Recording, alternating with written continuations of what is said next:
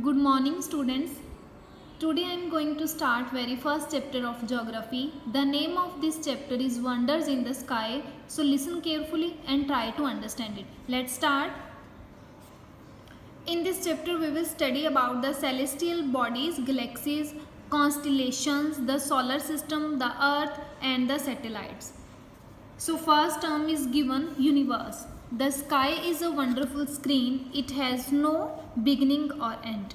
During the day we see the bright sun, but at night the sky looks very beautiful with the moon and millions of tiny shining objects. A few of these shine brighter than the others. तो इस paragraph के अंदर क्या दिया है कि एक जो स्काई है, आसमान है, वो क्लियर स्क्रीन है. इसकी ना तो कहीं से शुरुआत होती है ना कहीं पे एंड होता है. डे टाइम हम क्या देखते हैं, सन को देखते हैं, लेकिन रात के टाइम हम स्काई के अंदर moon and millions of टिनी object जिसको हम स्टार्स बोलते हैं उनको देखते हैं. कुछ स्टार्स क्या होते हैं, ज़्यादा ब्राइटर होते हैं, कुछ क्या होते हैं, थोड़े लाइट होते हैं. All the objects that we see in the sky are called celestial bodies or heavenly bodies and they together form the universe. इसको क्या बोलते हैं, celestial bodies, और ये सारे मिलके क्या form करते हैं, universe. It's difficult to imagine how huge the universe is. The sun, the moon, the planets and the millions of stars that we see are just a small part of the entire universe. वो कहते हैं कि इसको सोचना बहुत ही मुश्किल है कि यूनिवर्स कितना बड़ा है. मून के बारे में सोच लो, प्लैनेट्स के बारे में सोच लो, तो ये क्या है, बहुत ही बड़ा है. आगे दिया है द स्टार्स. दो celestial bodies in the sky which are bigger and shine brighter are called stars. वो सेलेस्टियल बॉडीज आसमान के अंदर जो क्या है, बहुत बड़ी है और शाइन करती है, उसको हम क्या बोलते हैं, स्टार्स. वो किससे बनी होती है, they are made up of gases and produce their own heat and light. वो गैसेस से बनी है, अपनी क्या है, हीट प्रोड्यूस करते हैं और लाइट प्रोड्यूस करते हैं. सन क्या है, sun is a medium sized star. It looks bigger because it is closer to the earth than the other stars. वो बोलते हैं कि जो सन है वो क्या है, मीडियम साइज़ का है, लेकिन वो इतना बड़ा क्यों हमें दिखता है, क्योंकि वो हमारी अर्थ के पास है than the other star. Other जो स्टार्स हैं उनके कंपैरेटिवली वो हमारे पास है. Certain stars which appear as a group and form a recognizable pattern in the sky and are called constellations. वो ग्रुप ऑफ स्टार्स जो मिलके कोई पैटर्न बनाते हैं उसको हम क्या बोलते हैं, constellation. One such constellation is the great beer और the Ursa major. In India we call it the Saptarishi Mandal और द सेवन सेजिस. तो क्या है, वो 7 स्टार्स जो मिलके क्या है, एक सप्तऋषि बनाते हैं. इंडिया के अंदर हम उसको सप्तऋषि बोलते हैं, लेकिन जो वैसे उसका नेम क्या है, ग्रेट बियर और Ursa Major. It looks like a long handled spoon और अ क्वेश्चन मार्क. ये है जो सप्तऋषि, उर्सा मेजर, और ये देखने में कैसा लगता है, जैसे क्या है, बड़े से हैंड वाला एक स्पून हो या फिर क्वेश्चन मार्क की तरह यह दिखता है. 4 स्टार्स नीचे हैं, 3 ऊपर वाली साइड है, तो इसको सप्तऋषि बोलते हैं. नेक्स्ट दिया है, अब देखो साइंस को स्टडी करना, साइंस के अंदर स्टार्स को स्टडी करना एंड प्लैनेट्स को स्टडी करना. The science of studying stars and planets is known as astronomy. इसको हम बोलते हैं astronomy. A group of millions and billions of star with gas and dust held together is called a galaxy. ठीक है, बहुत सारे number of stars को with gas और डस्ट होती हैं उनके अंदर, उसको हम क्या बोलते हैं, galaxy. There are millions of galaxies in the universe. अब देखो गैलेक्सी के अंदर बहुत सारे स्टार्स होते हैं और यूनिवर्स के अंदर क्या है, बहुत सारी गैलेक्सीज है. जो हमारा सोलर सिस्टम है वो कौन सी गैलेक्सी को बिलोंग करता है, our solar system belongs to the milky way galaxy. This is also called the Akash Ganga. तो हमारे सोलर सिस्टम का नेम है मिल्की वे गैलेक्सी और इसको हम क्या बोलते हैं, आकाश गंगा. और ये नीचे इसका डायग्राम दिया गया है. इन एंशियंट टाइम्स, पुराने टाइम में people use to determine directions during the night with the help of the stars. तो लोग क्या करते थे, स्टार्स की हेल्प से क्या है, डायरेक्शन का पता लगाते थे. अब देखो A bright star which is almost directly above the North Pole and which remains in the same position round the clock and throughout the year in the sky is called the pole star or the North Star. This helped the navigators to determine the north direction on the high seas, especially at the night when the magnetic compass was not discovered. ठीक है, तो बहुत बड़ा star जो क्या है north direction के अंदर है, उसकी पोजीशन क्या है वही सेम रहती है पूरा साल, वो अपनी पोजीशन चेंज नहीं करता, उसको हम क्या बोलते हैं पोल स्टार या नॉर्थ स्टार बोलते हैं। और जो नेविगेटर होते हैं जो क्या है अगर उनका कैंपस होता है जो डायरेक्शन बताता है, अगर कैंपस काम नहीं करता, उनका जो कंपास है काम नहीं करता, तो ये नॉर्थ जो स्टार है हमारा उसकी हेल्प से क्या है डायरेक्शंस को डिटरमिन करते हैं। आगे हम पढ़ेंगे solar system, the sun, the 8 planets, the dwarf planets, the satellites, asteroids, meteoroids etcetera together form the solar system. तो सोलर सिस्टम के अंदर ये सारी चीज़ें आ जाती हैं, सन हो गया, हमारे स्मॉल ड्वार्फ प्लैनेट्स हो गए, हमारे 8 जो प्लैनेट्स हैं वो, सैटेलाइट, ये सारे मिलके क्या है सोलर सिस्टम बनाते हैं, इसको सोलर फैमिली भी बोलते हैं। The sun is the center of this solar family. All the celestial bodies that form the solar system revolve around the sun in their fixed orbit. ठीक है, जो celestial bodies एक solar system को बनाती है, orbit होता है एक fixed path, वो अपने क्या है fixed path के ऊपर क्या है sun के चारों ओर चक्कर काटते हैं। ठीक है, नेक्स्ट हम सन के बारे में पढ़ेंगे। The sun is 150 million kilometres away from the Earth. So distance कितना है सन और अर्थ का 150 million kilometres. Its diameter is 100 times more than that of the Earth's diameter. तो इसका डायामीटर कितना है हमारी अर्थ से 100 गुना ज़्यादा। इट्स वेट, इसका जो वेट कितना है वो है 3 lakh times more than the Earth. It is the ultimate source of heat and light for the Earth. The sun rays take 8 minutes to reach the Earth surface. तो जो सन की रेज है वो अर्थ तक पहुंचने में कितना टाइम लगाती है 8 मिनट्स लगाती है। कितना डिस्टेंस है 150 मिलियन किलोमीटर, डायमीटर कितना है 100 गुना ज़्यादा है अर्थ से, और इसका जो वेट कितना है 3 लाख टाइम्स ज़्यादा है अर्थ के कंपैरेटिवली। ठीक है, आगे क्या दिए हैं फैक्ट दिए हैं about the sun. The sun's surface area equal to that of the 12,000 Earth. तो 12,000 अर्थ होगी तो उसके बराबर क्या है सन का surface area. The sun is chiefly made up of hydrogen about 74%, helium and few other elements. तो सबसे ज़्यादा उसके अंदर क्या है हाइड्रोजन गैस है, सबसे ज़्यादा हाइड्रोजन है, हीलियम है, हाइड्रोजन कितनी है 74%। Plants use the solar energy for making food. तो जो पौधे हैं अपना खाना वो क्या है in the presence of sun बनाते हैं। All animal life too depends upon this energy. जो एनिमल्स हैं उनकी लाइफ भी इसकी एनर्जी पे डिपेंड करती है। In fact it is the supreme power house for the solar system. तो सोलर सिस्टम का ये क्या है बहुत ही पावर हाउस है। Next we will study about the planets. Planets क्या होते हैं? Planets are the celestial bodies that do not have their own light or heat like Earth। जैसे अर्थ है, प्लैनेट की क्या है खुद की कोई लाइट हीट नहीं होती। They reflect the light of the sun. जब सन की रेज उनके ऊपर पड़ती है उसी को वो रिफ्लेक्ट करती हैं। There are 8 planets in the our solar system.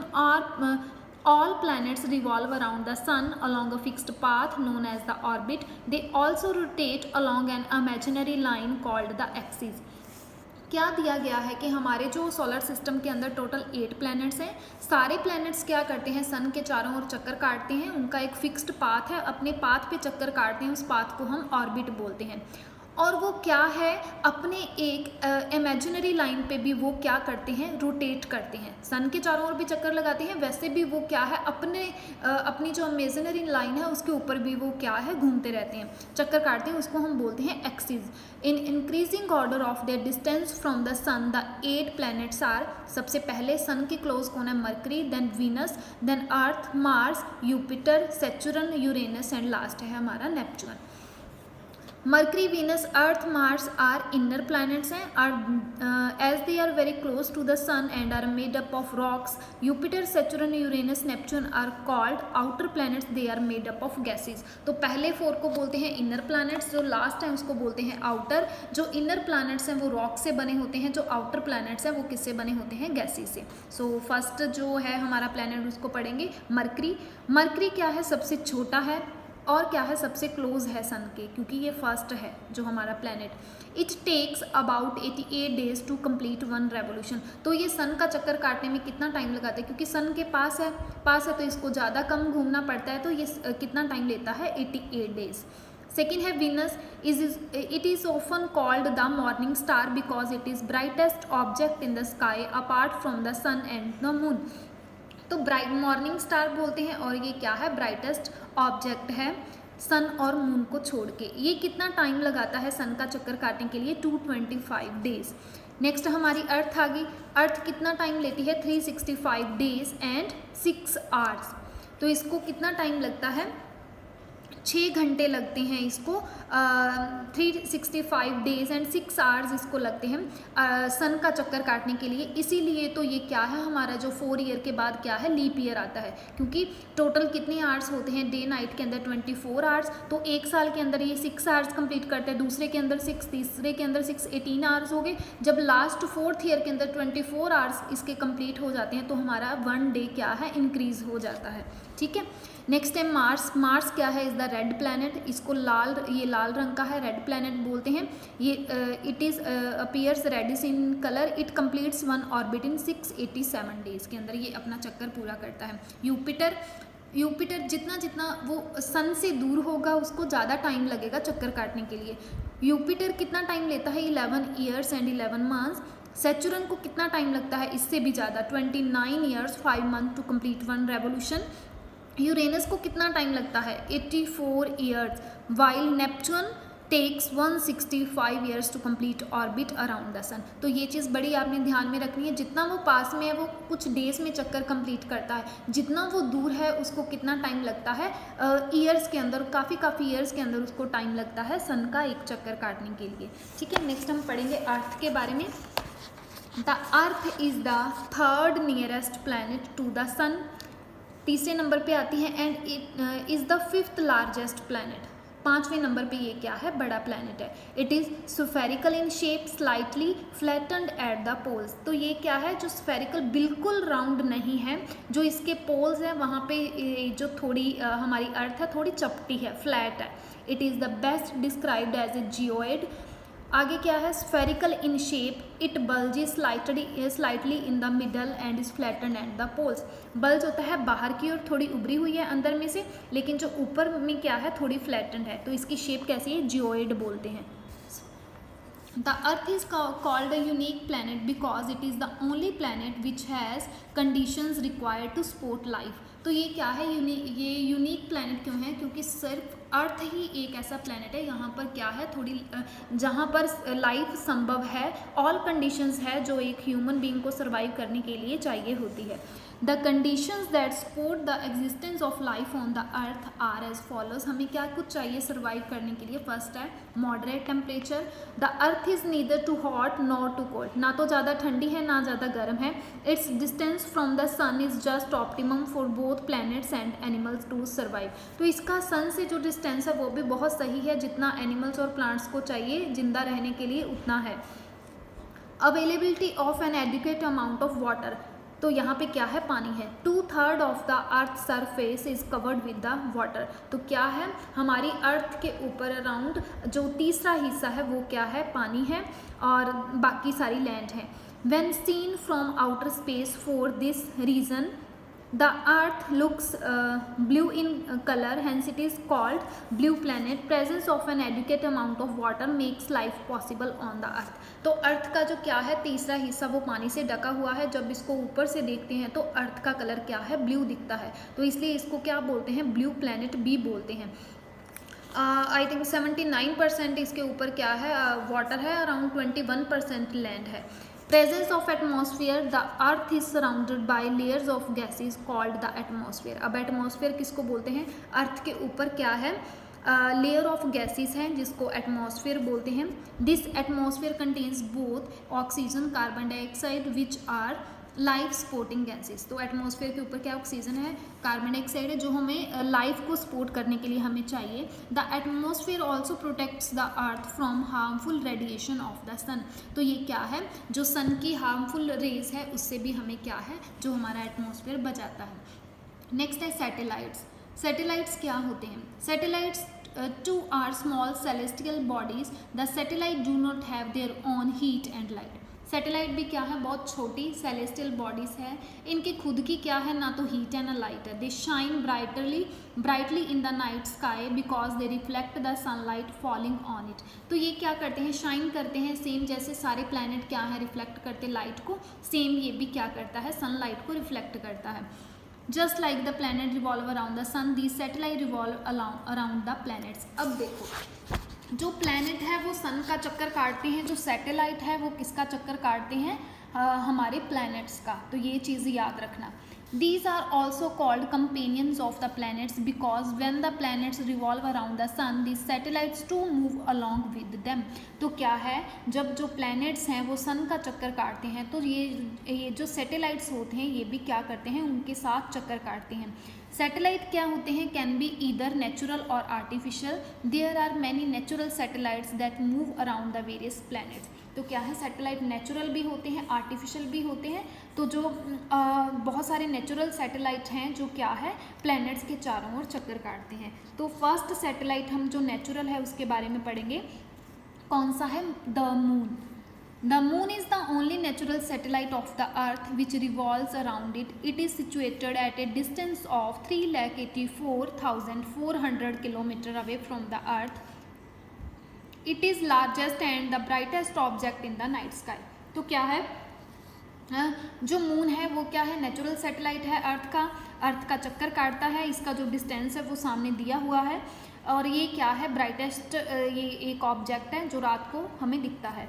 The moon like other satellite does not have heat light of its own, it reflect the light of the sun. इसकी खुद की लाइट नहीं है, सन की लाइट को reflect करता है।